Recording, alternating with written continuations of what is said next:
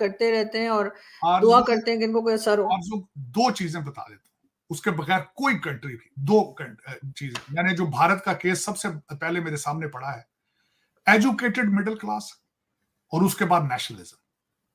ये सिर्फ 2 सीक्रेट है। सबसे बड़ा वेपन भारत का उनका इंडियन इंस्टीट्यूट ऑफ टेक्नोलॉजी, सबसे बड़ा टूल। दूसरा सबसे बड़ा टूल उनका एजुकेटेड मिडिल क्लास है। तीसरा तड़का जो है बोनस दिया है मोदी जी ने नेशनलिज्म का। और बार बार यहां लोग बात करते हैं हिंदुत्व बात करते हैं। 600 साल का उनका हॉलीकास्ट है भारत का। आप जरा 1 मिनट आंखें बंद करके सोचें कि इन्वेडर्स, ये जो पठान चलते थे यहां से काबल से, इन्होंने क्या क्या जुल्म भारत के अंदर नहीं किया 600 साल तक। जरा आप उनके उनके उनके जूतों में पांव डाल के जरा देखें उनके, आप फिर कहते हैं हिंदुत्व। 600 साल उन्होंने कौन सा मंदिर छोड़ा उनका वहां पे, क्या नहीं किया उन्होंने। कभी होली पे पाबंदी, कभी इस चीज पे पाबंदी, नक्शे तब्दील कर दिए उन्होंने, मजहब तब्दील कर दिए। पाकिस्तान बनाने वाले तो ये सारे काबली भाईजान थे, मार मार के पाकिस्तान इन्होंने बनवाया इन लोगों से। तो जरा उनको उनका भी तो देखें उनके साथ क्या हालत। तो अब वो नेशनलिस्ट है, मैं तो खुश हूं इस चीज पे कि बदला ले रहे हैं। मेरे तो भाई है, बहन भाई है, वो बदला ले रहे हैं कॉलोनियलिज्म का और सारे 600 साल के हॉलीकास्ट का। मैं तो खुश हूं इस चीज पे, मैं तो उनकी तरक्की में बहुत खुश हूं। मेरा बस चले आज लाहौर के अंदर इंडियन इंस्टीट्यूट ऑफ टेक्नोलॉजी की बुनियादें रखूं आके।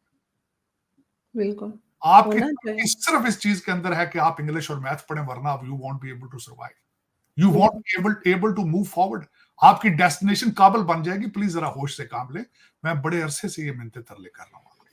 बिल्कुल ऐसे ही की तरह से रिक्वेस्ट है कि प्लीज चैनल को सब्सक्राइब करना ना भूलिएगा। बात करें कि वहां से मुगलों की हिस्ट्री को निकाला जा रहा है। मैं ठीक है, निकालना चाहिए उनको, मैं समझता हूं। माइनॉरिटी थी, इन्वेडर थे, आए, जुल्म किया, बहुत जुल्म किया उन्होंने। थोड़ा सा जुल्म नहीं किया, बहुत ज्यादा जुल्म किया। मैं एग्री करता हूं। मेरे वो हीरो नहीं है, मेरे हीरो नहीं है। मैं इस पे पहले मैं करेक्शन कर दूं, मेरे हीरो नहीं है वो। मेरी नजर में वो इन्वेडर थे इस लैंड। और जो भी इन्वेडर आता है जुल्म करता है, चाहे वो ब्रिटिश हो, चाहे ये हो, चाहे वो कोई भी इन्वेडर हो, वो आके ओप्रेस करता है। वो इस तरह, वो इतनी आसान बात नहीं होती वो उससे डील करना। उन्होंने किया। बल्कि मैं आपको आज आरजू मैं बड़ी एक और बात बताना चाहूंगा, मैंने अक्सर लोगों को नहीं बताई। मैं भारत बड़ी दफा गया हूं, आज तक ताजमहल नहीं गया। मैं एक दफा सरकारी डेलीगेशन के साथ गया था, सारा डेलीगेशन चला गया था बस में बैठ के, मैं एहतजाजन नहीं गया था। मुझे शाम को वो सारे अमेरिकन टेबल पर बैठे डिनर पे, उन्होंने पूछा कि बड़ी अनहोनी बात है कि इतनी 7th wonder on the planet, हम सब अमेरिका से आके बस में बैठ के तो आगरा गए थे, आज आप नहीं गए। मैंने कहा था मैं एहतजाज के साथ नहीं गया, क्योंकि एक मुगल शहजादे ने भारत की गुर्बत का मजाक उड़ाया था। और उसने इतना पैसा उस ताजमहल पे लगाया था कि उस बिल्डिंग के खर्चे के बाद इंडिया बिकेम इतना वीक हो चुका था, ब्रिटिश कॉलोनी बन गया था। और शहजादे का मजाक क्या था? कहते हैं उसने मोहब्बत की निशानी बनाई, साथ ही उसी मोहब्बत की छोटी बहन से शादी कर ली उसने। और उसकी पता नहीं कितनी बीवी थी उसकी, वो पहली बीवी तो थी नहीं उसकी जी। एक में देखे ना, क्या कहते हैं जी मोहब्बत की निशानी है। कौन सी मोहब्बत की निशानी यार? वो पहले किसी और की बीवी थी, फिर इसकी बीवी बनी, फिर इसके उसने मोहब्बत में गया, वो मर गई, एक इतनी बड़ी महंगी बिल्डिंग बना के उसकी बहन से शादी कर ली। ये मोहब्बत है? तो दूसरा, हाँ मैं ये जरूर कहूंगा, बल्कि मैं चाहूंगा कि हिस्ट्री को किताबों से निकालने से हिस्ट्री खत्म नहीं हो जाती। बिल्कुल यही बात है। आज मैं ये चाहूंगा कि मुगलों की हिस्ट्री को इस तरह खत्म करने की बजाय कंडेम करें कि मुगलों ने जो किया था गलत किया था उन्होंने।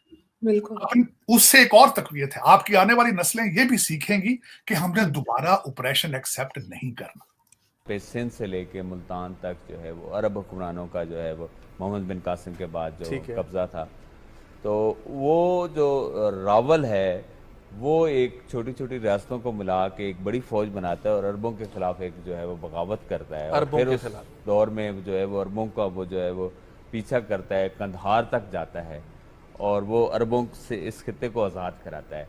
और वो जब वापस आता है तो वो पिंडी में, जहाँ आज जनरल हेडक्वार्टर्स है पाक फौज का, उस जगह पे एक फौजी चौकी कायम करता है।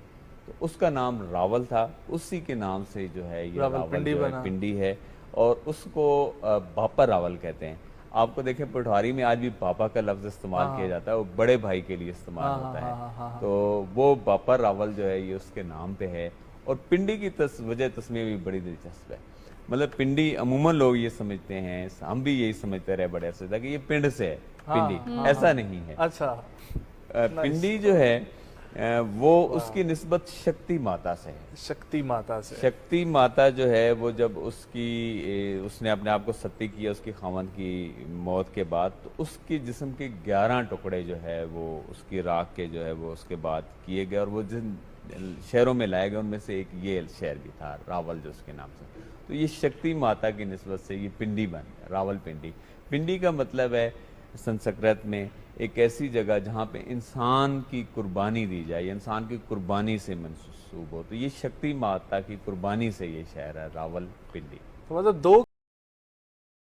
तो दोस्तों कैसे हो आप लोग, कैसी लगी आपको वीडियो? अगर आपको वीडियो पसंद आई है तो इस वीडियो को लाइक शेयर सब्सक्राइब करना ना भूलें। जैसा कि हमने इस वीडियो में देखा कि कैसे आर्जू काजमी और साजिदार ने बताया हिंदुओं के ऊपर 600 साल से कितना अत्याचार हुआ है। कभी मुगल, कभी ब्रिटिश हिंदुओं के ऊपर अत्याचार करते हुए आ रहे हैं, लेकिन हिंदू उसका जवाब अपनी एजुकेशन और पढ़ाई लिखाई से दे रहे हैं। और साथ ही में जैसा कि पाकिस्तान मीडिया ने ये भी बताया कि कैसे जो रावलपिंडी का नाम है वो भी बप्पा रावल के नाम पर पड़ा है।